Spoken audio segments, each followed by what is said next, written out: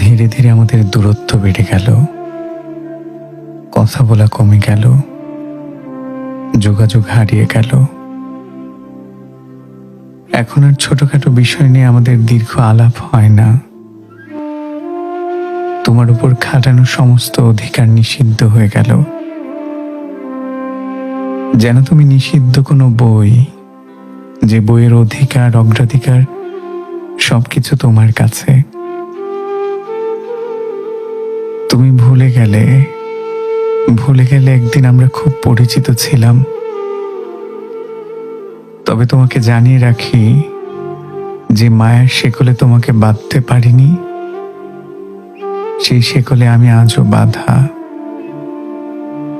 কত চেষ্টা করেছি, কতবার ভেবেছি ভুলে যাব,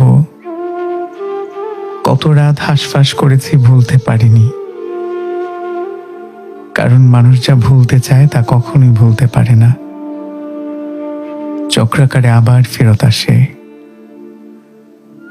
কখনো কখনো মন খারাপ নিয়ে অচেনা পথে একা হেঁটে আসি, যেন সবটুকু দুঃখ রেখে আসতে পারি। বাড়ি ফিরে দেখি দুঃখটা আগের মতোই দরজায় কড়া নাড়ছে, যেন আমি তাদের কোনো নিকট আত্মীয়, যেন আমি দুঃখদের কোনো নিকট আত্মীয়।